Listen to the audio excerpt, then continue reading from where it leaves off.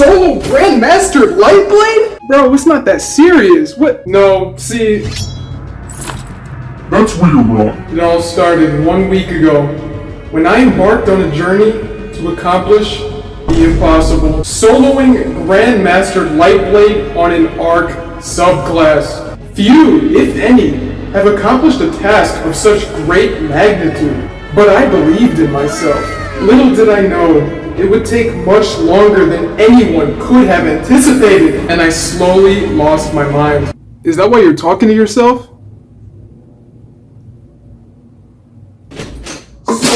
This is the story of one man's journey to solo Grandmaster Lightblade. If I die, the mission ends.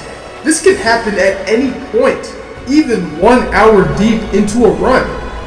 This feature is what drove me, Zen, into madness. In order to understand, we must start at the beginning with our first run.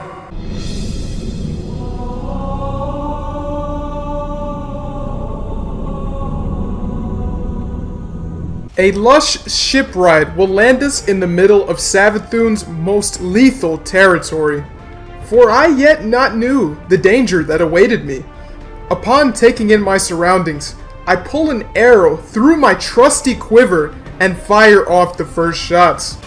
For I believed it was the enemy I was hitting, but truly, they were only the beginning of the wounds to mine own pride. After taking some damage, Cool, filled with cowardice, retreats to face me another day. With pride, I pull to the left side. This is a route that Grandmaster Splinter taught me back in my training days. However, the Hive Knight had other plans for me. Add 1 death to the counter. They ask you how you are, you just have to say that you're fine when you're not really fine. At this point, my confidence was still high, as I knew I had much to learn before overcoming the menace Cool. We throw our grenade to make us amplified for the 25% damage resistance. This time around, our run around the enemy and prey technique works, and we sneak past undetected. Now this room in front of us would prove to be the second greatest challenge of the Nightfall.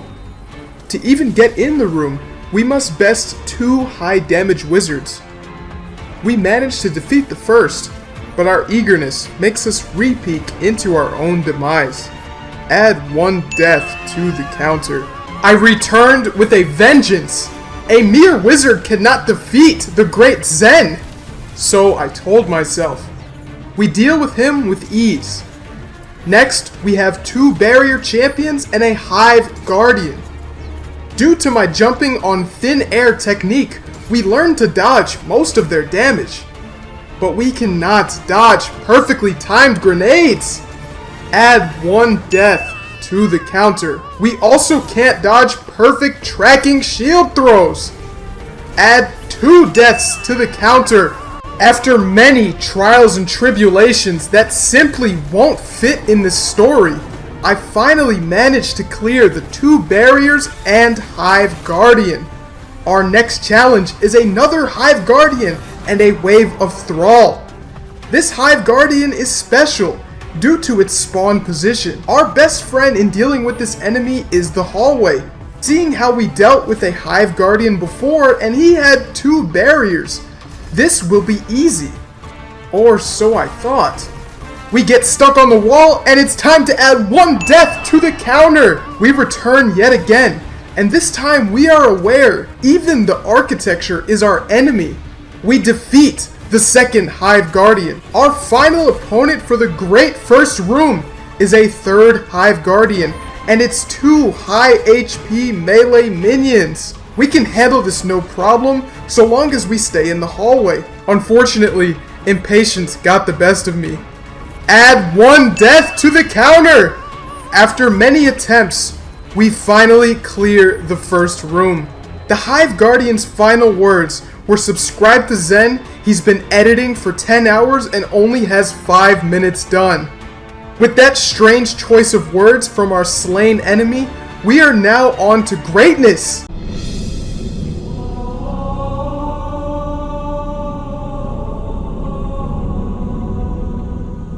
Next, we raced to retrieve our sparrow.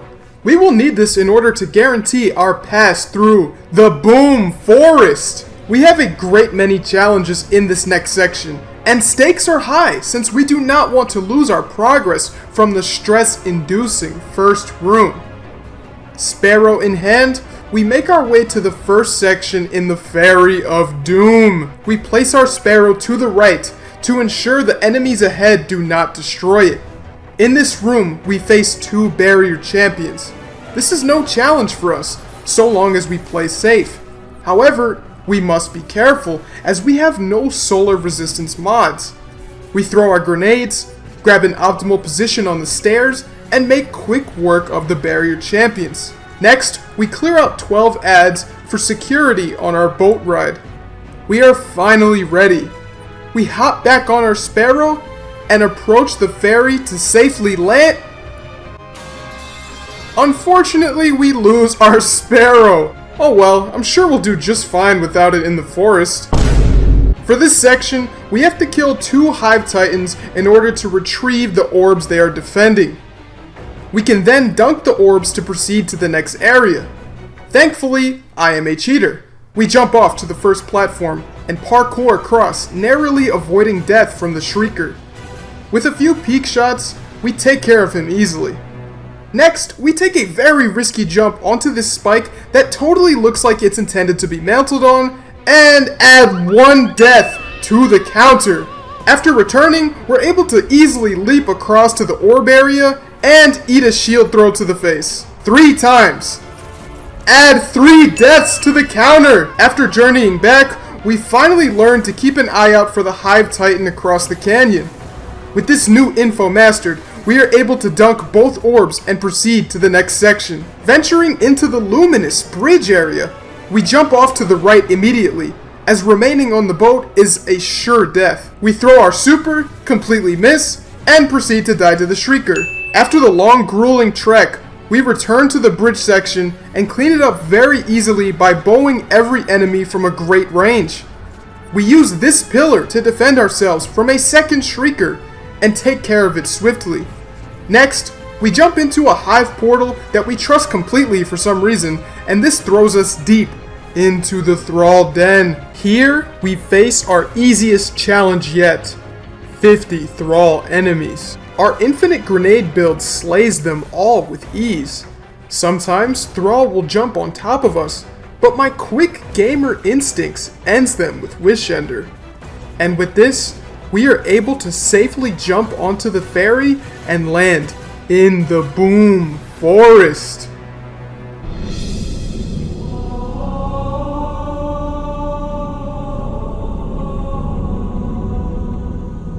In this ominous domain, we are in a race against the clock. At every corner, there are explosive enemies that absolutely one-shot us. Keep in mind, to get here, we spent 20 minutes, and if we die, we need to restart. On top of all that, we have a Weight of Darkness debuff that slows us down, and at max stacks, removes our sprint completely. To get through the forest, we must always stay moving and defeat enemies with marksman swiftness. We get about halfway through and proceed to get blown up by a tiny moth. Twice. After many failed sparrow ferries, we managed to actually bring our sparrow this time. With it, we absolutely breeze through the first section of the Boom Forest. After crossing this bridge, we find ourselves in Boom Forest's subdivision, Ogre City. In this section, we find ourselves staring down an unstoppable ogre. On top of that, it has several Scorn ads defending it. These ads can freeze us, which when combined with the ogre's lightning shots can end our game. First, we deal with the ads with quick shots from our glaive.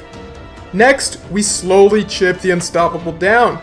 We stun it with our glaive, then fire off grenades and arrows. Now we must clear the room of the nuisance explosive moths. We know all of their positions, so we make quick work of them. After clearing out just a few more Scorn ads, we face our final obstacle before we can enter the lair of Alakul. This mountain provides the perfect cover. All we need to do is clear out all of these enemies, then we can move forward. It is impossible to die here. Or so I thought. Looking down, we can see Scorn fighting Hive enemies, but the Scorn are sorely outnumbered. We use this to our advantage by first targeting the Hive Unstoppable. We stun him, throw grenades, and fire off Wish Ender shots when we can. We throw out our super to secure the kill, and that's one less enemy to worry about. Next, we target the Blighted Gatekeepers. These enemies have exuberant health pools, but with our perfect position, they can do nothing to stop my onslaught of arrows and MG rounds. Finally, as things come full circle, we fire off shots at Alakul until he retreats like the coward he is. Now, we are almost ready. All we need to do is move forward to this wall and take care of the two Shriekers. Careful of any straggler screams, we take peek shots at the Shriekers until they are finished. With the first Shrieker down, I was feeling confident. One more left until we get to the boss room, until I get blown up by a scream. At this point, I was quite frustrated to die 23 minutes deep to a step I know was completely skippable with void invisibility. But I believe in myself. Such cowardice is beneath me. We return yet again, this time dealing with the Shriekers first. We make quick work of them, then clean up Ogre City. And with this, we are finally ready to enter the lair of Alakul.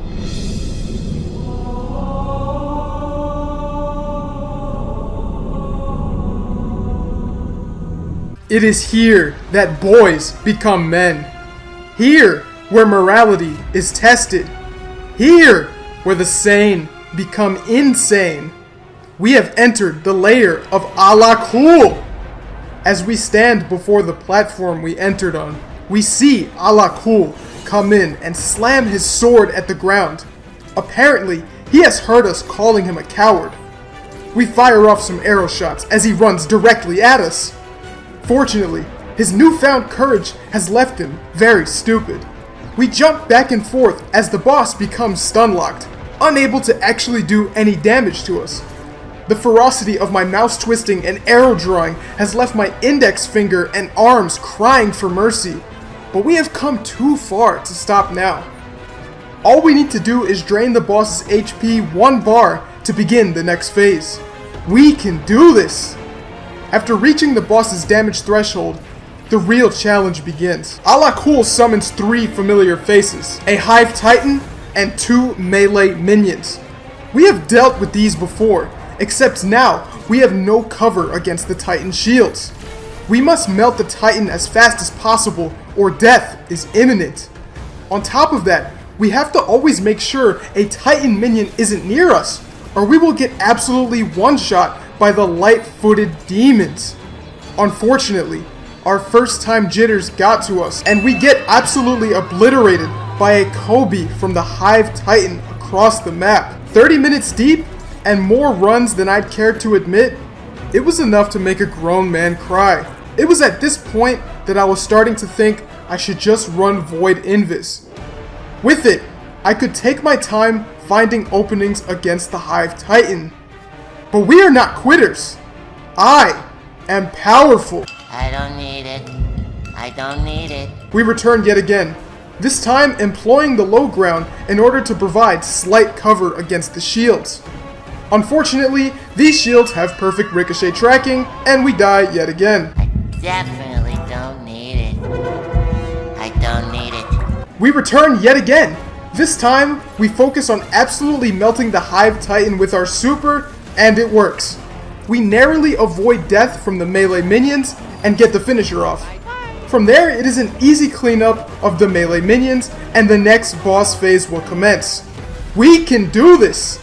We absolutely melt the melee minions with MG rounds, and the boss's immunity phase ends. Unfortunately, the boss brings with it several acolyte adds on top of 2 barrier champions. These barriers will prove to be our biggest threat in the entire boss room. They are easy to handle on their own, but with the boss chasing us down constantly and the acolyte minions supporting them, it is hard to always have a window to stun them when they need to be stunned. We put in a valiant effort, but in the end, Alakul ends us with his explosive lightning rounds. I don't need it. I don't need it. I don't need it. I need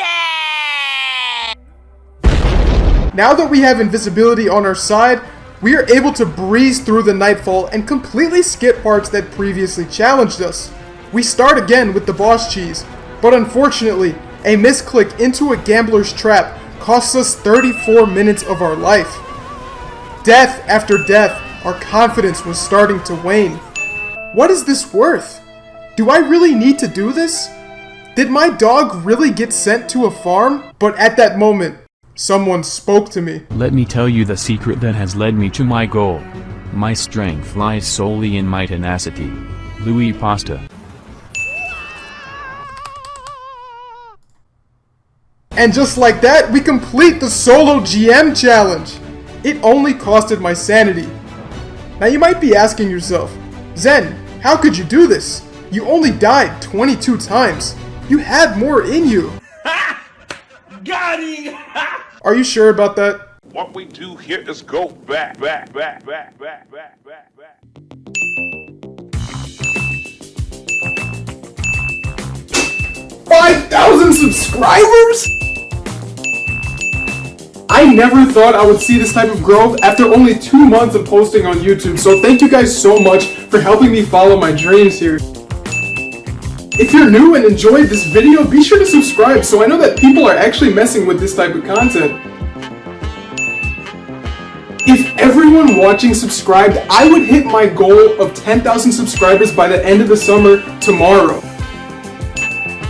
I've already been posting daily videos for 2 months, and I would love to start doing these solo GMs if people are messing with it. But yeah, that's about it. See you guys tomorrow. Peace.